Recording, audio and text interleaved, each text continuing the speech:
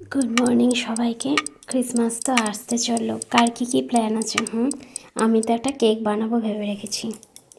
খিদে পেয়েছে তবে যাই, রান্না করার কোনো ইচ্ছেই নেই।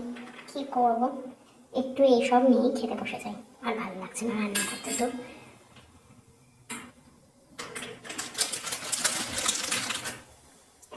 কেকও নিয়ে নিলাম।